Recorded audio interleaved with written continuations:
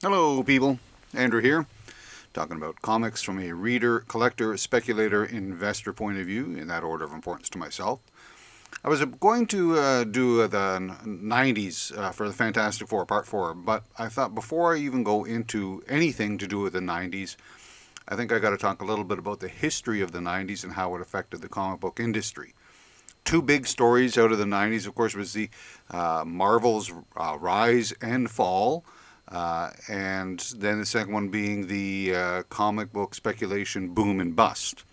They do mix and mingle, but they are separate stories. The comic story with Marvel is best described in this book called, well, it's best to me, this is the best source I found, called Comic Wars.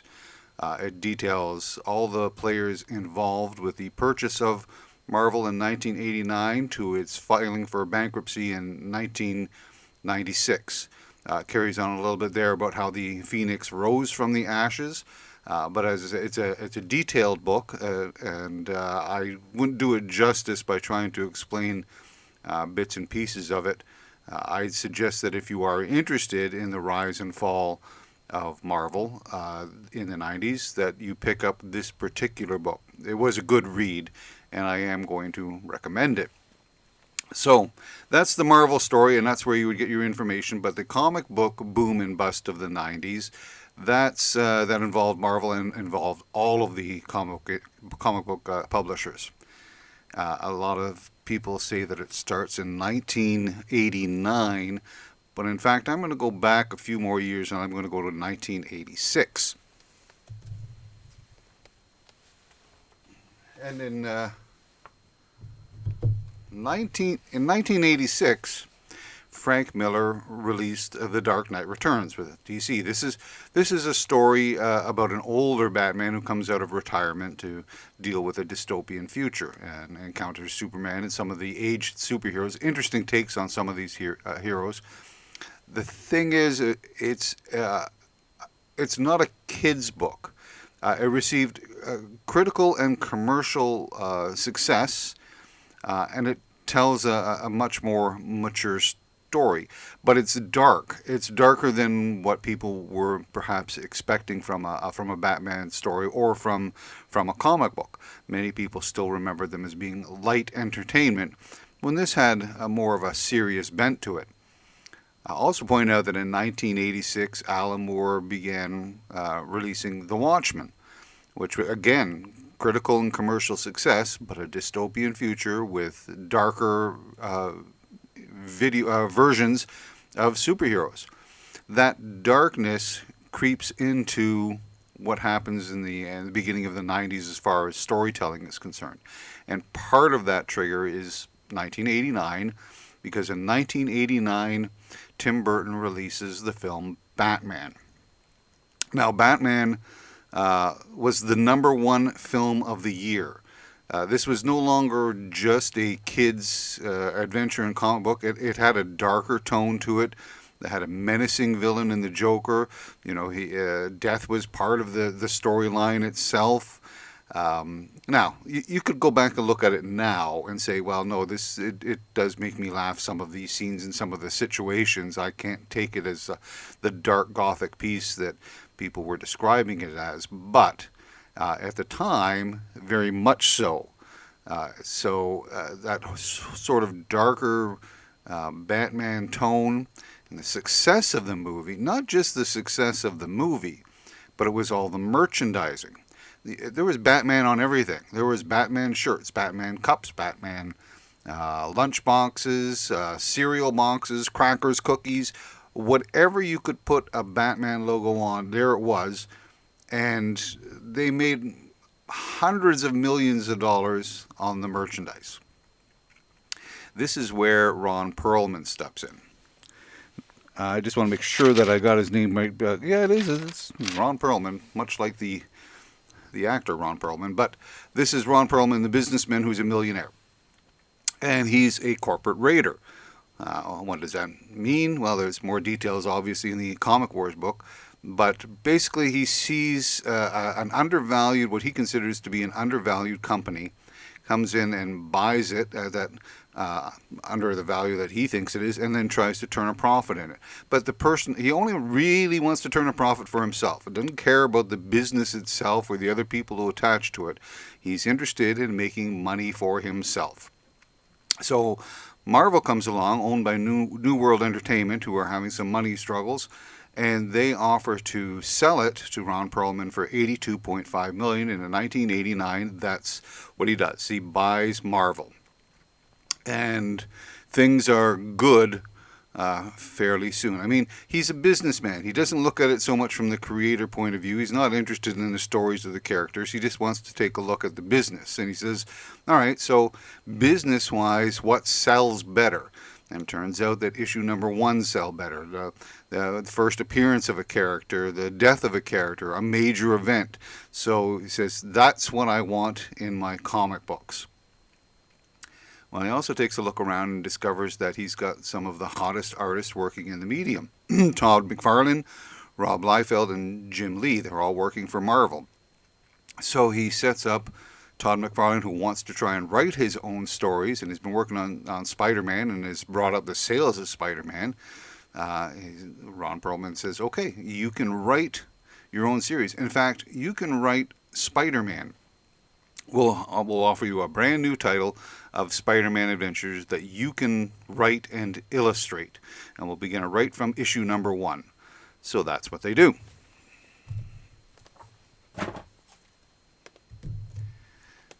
And in 1990, I think it's 1990. Yes, in 1990, Spider-Man 1 hits the market. Written and illustrated by Todd McFarlane.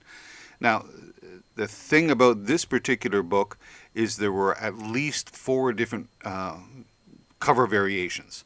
I think it's up to 13 now. That's with reprints and second editions, etc., etc. But I think the initial was just 4. And you would get this colored one that was supposed to go just to the newsstand, but it actually went to the direct as well. So you got this colored version. And you got this black background version. So there's 2. And then they put bags on them for number 3 and 4, so that it was a sealed bag. What happened is that people ended up buying multiple copies of this book. They wanted at least one of each variation, and the sales of this book, depending on the source, that they don't coincide. Between 2.1 million and 2.5 million copies of this book were sold, which is a phenomenal amount, and hadn't seen these kind of numbers for years, decades. So Marvel is riding on a high, and the speculator movement begins because people are buying multiple copies with the idea that this will become worth more money as time goes on. So in 1991, Marvel continues this trend because Rob Liefeld says, I'm not crazy about the way that the New Mutants are going, and I'd like to try a different direction with a different sort of cast of characters. And they say, that's just perfect with us. We'll release another X book. We're going to release X-Force number 1. So they do. X-Force number 1. And it comes in a bag, and there are 5 different copies of X-Force number 1. Because they all look the same, they all have this bag around them, but inside is a trading card, and there are 5 different trading cards.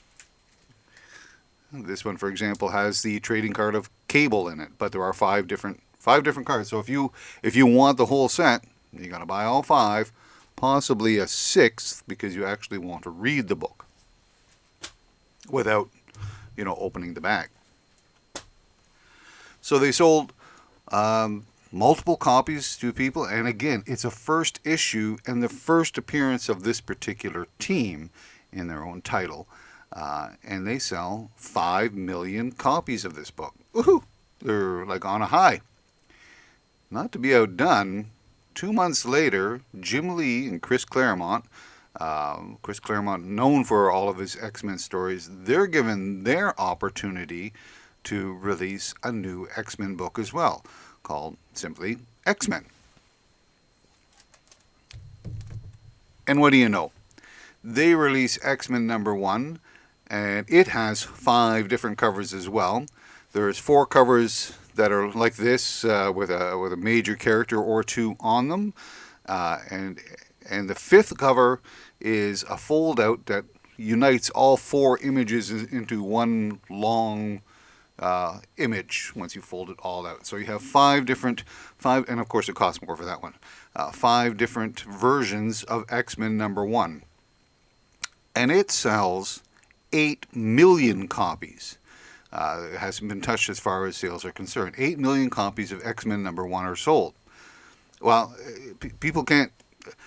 Comic book fans, yeah, there's people that are buying more, but speculators are looking at these kind of numbers and they say, I need to get in on this action, and they end up buying multiple copies of it as well. So you don't get to 8 million in sales by the readers alone. There's just not that many readers out there. Even if they bought just 5 copies themselves, you wouldn't get to those numbers.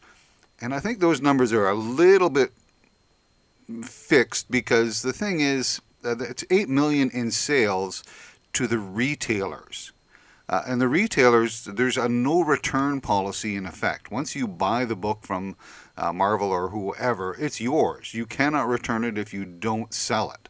So 8 million copies sold is 8 million copies sold to the retailers. Did they sell all 8 million copies to other people? Estimates say that at least 20% of all books that were purchased during this period of time did not make it into the hands of individuals, but ended up languishing in long boxes in basements. Nonetheless, to Marvel, 8 million in sales. So on top of all this, in 1991, Sotheby's is having an auction, and it's the first time that they ever do a comic book auction. And what do you know, Detective Comics #27, first appearance of Batman, sells for $55,000, which is about $20,000 more than was expected. Other books sold, and maybe not for as much, and maybe for less than they thought, but overall, there was hundreds of thousands of dollars to be made in comic books. And for those that weren't even, or comic books weren't even a blip on their radar, and they were interested in speculation and making money, this became an opportunity. So they looked to the comic book and says, what's going on in the comic book market now that I can possibly get in on the ground floor? And they see all of these #1 issues, all of these hot artists, and they get in on the action and start buying up multiple copies.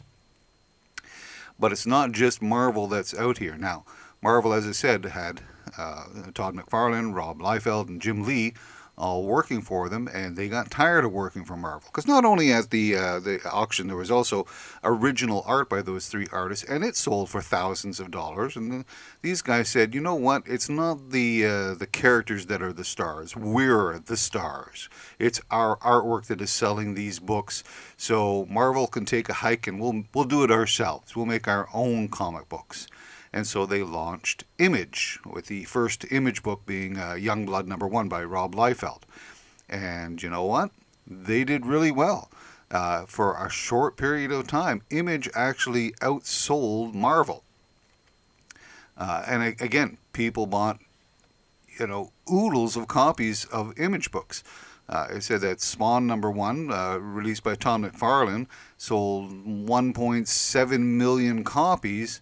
And he says that he made more money from that than from the 2.5 that Spider-Man made, because it was his property. So he got to see a larger chunk of the money. So the guys at Image, they were happy as can be. They just kept cranking out the stuff that they could crank out, and they were making a lot of money. There was now a threat to Marvel and DC with this new upstart company. And once again, other people were looking at it and saying, look, this is a brand new company from I'm on the ground floor. So I am going to buy multiple copies of this particular line from all these #1s, all of these books. I'm buying multiple. So I'm going to have long boxes full of multiple copies of these books. So this goes on.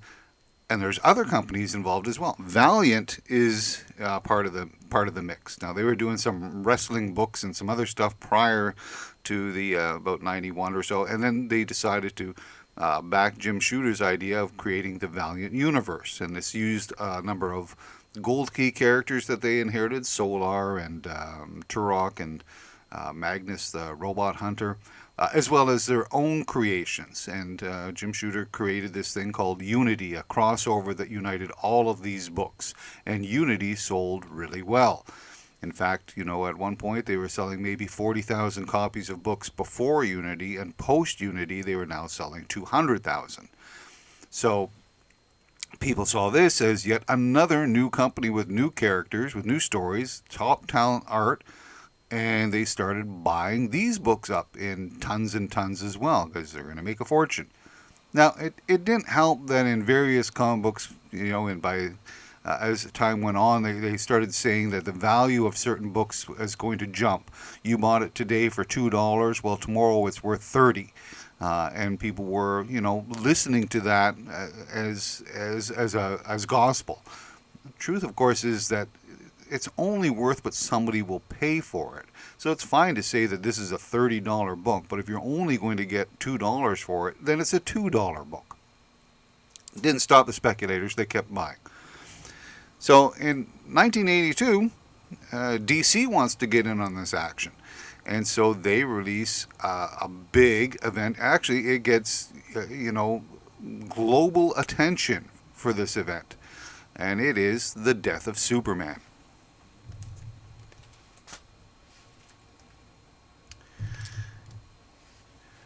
Superman's never going to come back again. This is it. This is, after all of these years, Superman dies in this particular issue. I just talked to my friend the other night, and we were talking about this, and he was in college at the time in 1993, and he actually skipped college to wait outside in line to buy his copies of The Death of Superman. He actually got a couple of friends to join him, non-comic book buying friends, and they stood in line with him so that they could, because there was a limit of only 2 copies per person, which is astounding. Why would it only be 2? I don't know. But 2 copies per person, so he got them all to buy 2 copies, his dime, of course, so that he would have 8 copies of The Death of Superman. The book itself sold about 6 million copies. And in fact, the one-day sale of the first day that it went on sale was about $30 million. Now, this is just a very simple version of The Death of Superman. It did come in a black bag, and there was one with a black armband. So again, tons of money made on The Death of Superman. And again, people bought it in droves. Speculators as well. Speculators had to if you're going to make it into a $6 million book. So what happened after 93, between 93 and 96, to make this whole thing come tumbling down? There's a number of factors involved, and the biggest one is the speculators left. Why did the speculators leave the market? Well, there was got a little tired of some of the things going on. There was always a new book to buy, and it had different covers, and it had foil covers and die cut covers, and this is an anniversary issue, and this is a relaunch, and this is this and that and that and that.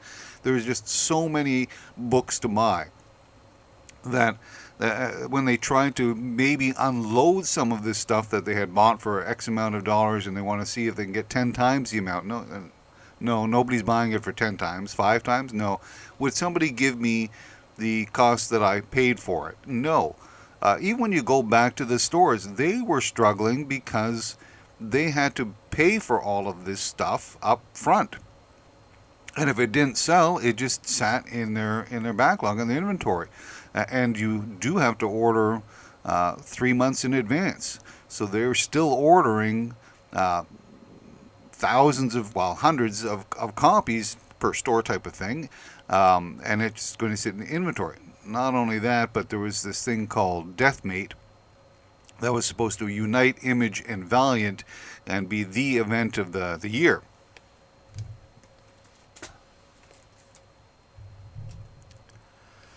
Unfortunately, Deathmate was not. And in fact, it did not ship on time. And by the time episodes 3 and 4, this is the fourth episode, Rob Liefeld, who was notoriously late for his deadlines, by the time this book came out, people had lost interest.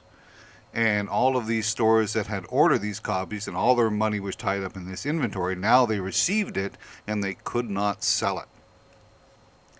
In fact, as I say, the speculators started to leave in droves when they said that this is really not going to become the nest egg that I thought it was going to become, and so they just stopped buying. A book that sold 200,000 copies this month only sold 20,000 next month, and it kept going down. And of course, the comic book stores, they went buying his back. They were so struggling for cash. I have read estimates of the amount of comic book shops that closed from anywhere from 40 to 70% of the stores that were in operation had to close their doors because there was all the money stopped flowing. It wasn't just the speculators were the biggest part of it, but it was also the fan base. The fan base that had kept comics alive and running for all those years prior to this speculator boom, they were disillusioned. Marvel had, say, in the 80s was producing 40 books. Well, now they're producing 120, 130. And with the talent, and there's all these other companies. There's Image, there's Valiant, there's Malibu. All of these companies with all of these artists and writers, they've diluted the pool. The creative talent isn't there for that many books, and you get a lot of bad stories and a lot of bad art coming out of Marvel and some of the other places as well. And so people were started to lose interest. This is also the infamous Clone Saga and Spider-Man, one of their best-selling titles, and it was like one of the worst received storylines in all of Spider-Man's history. Crossover events that involved multiple books, 40 books here, 50 books there, to buy all the tie-ins. That started to frustrate the readers, as I just want a nice story that I don't have to buy 40 issues for. You've decorated with all these goofy covers and charged me more money for it. I'm not interested in goofy covers. And the artwork itself, as I said, some of it was not quality artwork. There was still good artists out there, but and in case of Image's situation, how many books can you read about a big muscled dude punching another big muscled dude with angry faces? That's pretty much what Image did. Big muscle dudes with angry faces. On top of all of this, they started saying, okay, well, let's try something a little different, and they started doing Cheesecake, which was, they had swimsuit issues, where it's just nothing but a book full of illustrations of heroes in swimsuits or lingerie. So it became Cheesecake. Again, you're not selling me any kind of story. It's just illustrated women in bikinis and one-piece things. Why? That's as far as their creative mind could go. So all of these factors caused the comic book industry to collapse. Marvel was already in a bit of a free fall because of other investments and things, and in 1996 they had to declare bankruptcy. Their stock when it was first released was at $2 a piece, went up to as high as $34, and then crashed below $1 by the time we declared bankruptcy. And there was a time when there was the thought that Marvel would have to sell off its properties in chunks. DC could buy Spider-Man, or Sony could buy Spider-Man, and Fox could buy that. They bought the rights, yes, but I mean the entire property itself, so that there wouldn't be a Marvel universe anymore. It would have been parceled out to whoever wanted to pay the most money for it. There was a bit of a Hail Mary after the bust that saved the company, and that's again in Comic Wars, and that's where I think you should be reading it rather than listening to me. But I wanted to talk about that boom and that bust, and eventually, as I say, Marvel does rise above the bust, but this is a big factor of the 90's, and when I talk about books in the 90's, I may reference back to this period of time, especially when we talk about some of the covers and some of the storylines. So I thought you should know a little bit about that before I go forward. Anyways, thanks for listening, people, and we'll talk again soon.